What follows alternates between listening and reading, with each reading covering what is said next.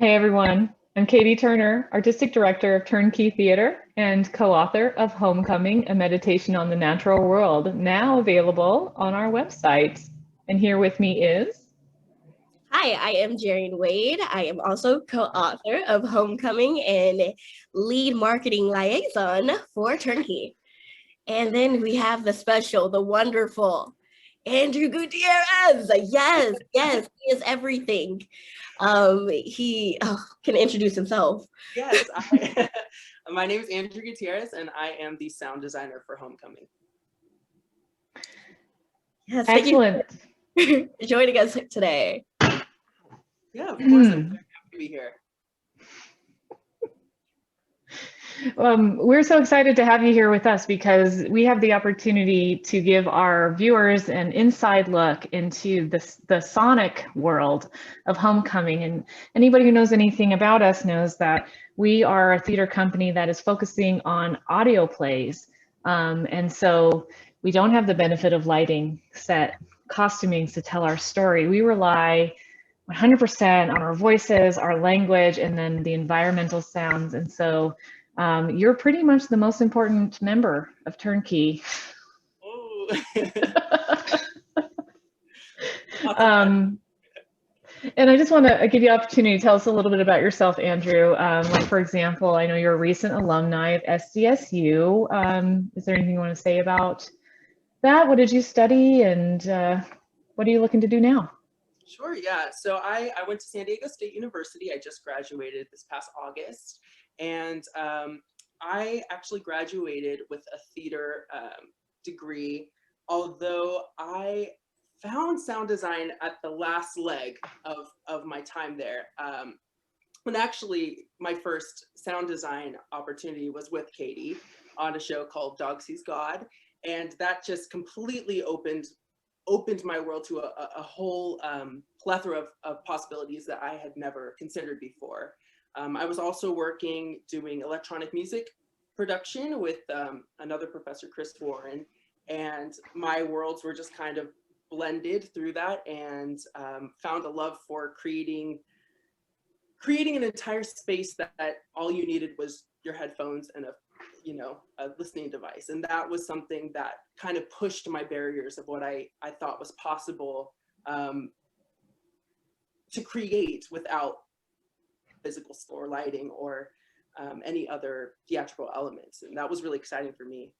And right now I'm just trying to further what that means for me in terms of creating audio plays, podcasts, working on reels, different types of voice acting, seeing how I can take all of these different parts of it and create something full. Yeah. So that's yeah. Yes. Yeah, I was really surprised to find out that Dog Sees God was one of your first major projects, because the reason that you came to mind when we were looking for a sound designer for our first version of Homecoming, which we did a pilot project of last summer, was that it's come so easily to you. And in that design process, whenever I was like, I don't know, I kind of want this and maybe that, can you make this happen? You'd always be like, sure. And then you come up with something I never even could have imagined. So it's clearly something that you have an innate sense for, and I'm so glad you're pursuing it. For any of you voice actors out there, Andrew also put together a couple of demo reels for me over the winter break, and they're just really, really good. So we'll make sure that we get your contact info out there, Andrew, in case anybody wants to hit you up. I wanted to ask you, what inspires you? You hinted on almost like this bare bone sense of creation, of creating something from the foundation. And I just wanted to ask you, what inspires you within your artistic creation?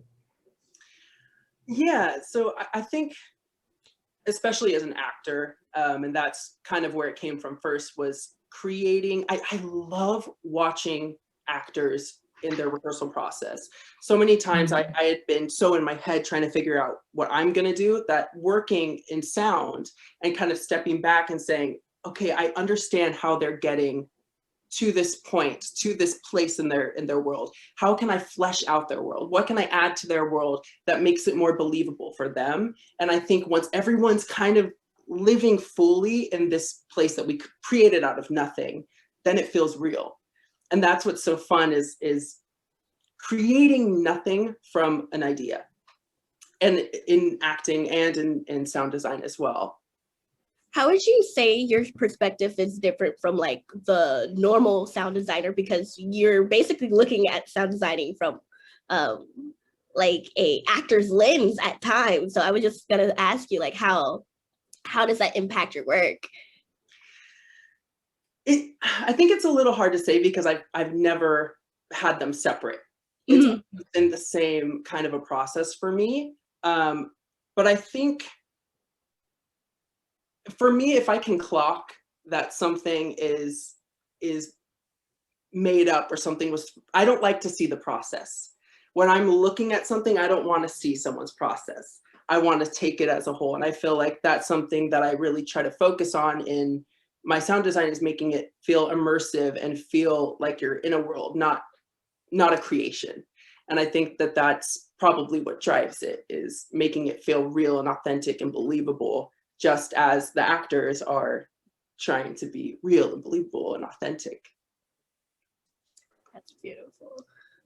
That is beautiful. And with Homecoming, we definitely made that a challenge for you, because we brought you a fictional world, a completely fictional world and an abstract world, where we had to like humanize, anthropomorphize elements and creatures that don't exist in our conscious immediate world, at least. How can you tell us a little bit about the choices that you made that helped create an abstract world, or a place in between space, if that makes sense? Yeah, I think it was important to keep the roots of where these beings are coming from true and authentic. For example, for Mother Earth, there's a sound that plays in the background. It's kind of like this low, rumbly, very otherworldly sound, but it's actually a recording of the Earth sound recorded by NASA. And so I thought that that would be a really interesting way of saying, this is what we sound like. This is the Earth. This is, without having it be completely obvious. And so creating that just out of earshot version of this world made it feel rooted in I guess the very like basis of the world. And I tried to incorporate elements for each of the elemental guides to make sure that they felt supported in their purpose and in their world. So if I remember correctly, that sound that you're referencing, it's NASA recording what the sound that Earth makes in space? Yes. Yeah, that's right. I remember that. So it's like of this world, but not of this world, which is also literally what we were asking you to create. So that was such a cool find. That's such a cool find. What was your favorite part about either the script or the design, or was there, when you're listening to it, is there a part that you're just like, oh yeah, I really like that, how that came out? You know, this is kind of a double question. One is process and one is the actual creation, but I love going through the recordings of the actors and the rehearsals and hearing how you get to like certain things don't make the final project, but they kind of help me as a guide to finding like, okay, this is where we're going. This is a take that you did that completely opened a new version of this world to me. And so kind of almost reliving the rehearsal process. I love going through the recordings. But in terms of the actual product, I love all of it. I mean, I can't say one thing that I liked more than the other just because I made it all, but yeah, it's hard to pick your babies, right? Yeah. Or you can't, they're all your babies, all those little moments. And I know for me, I remember the first time I listened, and I don't know, Jerry, if you want to speak to your experience as well, but not everybody knows that this is a second draft of this project. Jerry and I wrote a longer version last summer, and we revised this into what we have now. And the first time that you submitted a draft of that first project, I didn't know what to expect. We just said, here's kind of what we're going for, make it happen, Andrew. And so really just not sure. We got in a tiny little samples here and there, like the earth sound and the some of the bell sounds and things like that. And then I remember sitting there with my headphones, and it just starts, and the first time Mother Earth speaks, "My child," and it was just the way that you had her Full immersion and explode the world. crazy. This is my face. I was just like, unbelievable. I closed my eyes, I heard my child, I opened them, and then I was like, wait, okay. Because like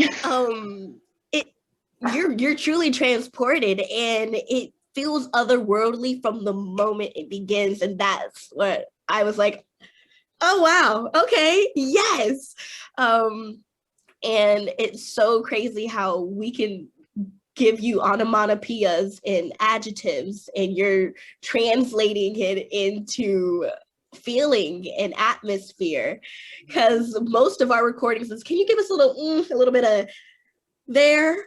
And you're transporting our spirit fingers into like submersion and depth and guttural sounds and ocean waves and rain transitions into fire crackles. I was like, okay, this is this is truly otherworldly. So I loved it all. My favorite was I keep saying the same thing. I love the way my head is going, but I love the transitions from elements, because you can really feel just the progression of the slow fade of the fire crackle into a guttural earth, or from the guttural earth into the wet sound of the ocean. I'm like, okay. And it's smooth. It's completely smooth. Mm-hmm. And those were my favorite parts. But yeah. Yeah. And those are all things from our second draft, which is exciting. It was so exciting to have the opportunity to recreate, to say, okay, this is what worked, and we got feedback from our early test audiences, and it kind of was like we had, oh gosh, 3 weeks, 4 weeks to create the first sound draft. I don't know. So to have had time and space to consider the first draft and then make a wish list of how to make it even better, that's a unique opportunity. We may never get that same opportunity again. For you, Andrew, as an artist, as the sound designer, as someone who knows the script so well at this point, and the one who made the decisions that brought this piece alive, what do you hope that people who listen or experience this production come away from it with? I hope, and as with any meditation, that it brings you back to your current moment. That the beings that you just met, that your connection to the earth that you just reestablished was the same before you listened and can be the same after you take your headphones out. That moment is still always there, and that you recognize that you see yourself in nature. And I think that the lessons that you learn during homecoming, and one of my favorite ones is with Ashwar, when he talks about the bubbles, that it reminds you that you are all of these elements. And I think coming back a full connected being, I guess, that's truly what I hope that you feel at the end of homecoming. I think that's what Jarian and I also hope. Yes. You articulated that really well. I have one more question. I don't know, Jarian, if you do as well, but I was just curious, when we gave you the notes for how, first of all, the revised version of the script, which is essentially the existing one with just a bunch of stuff cut out, nothing really added. And we had some notes about changing the sonic environment. Was there anything that we asked you to take out or change that you were like, oh, but I loved that? Or was it just, how was that experience as a revision? I think for me, I just needed to redirect that energy.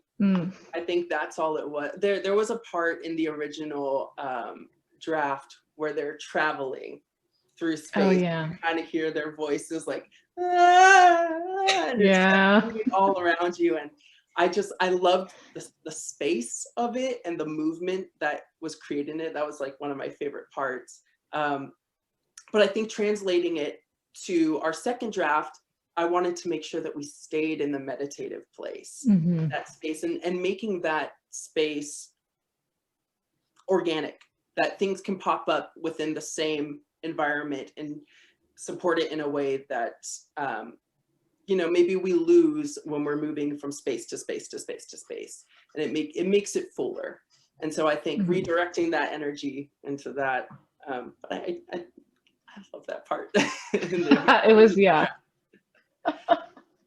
And from I second that, because I'm a very extra person, and I have to remind myself when translating into audio.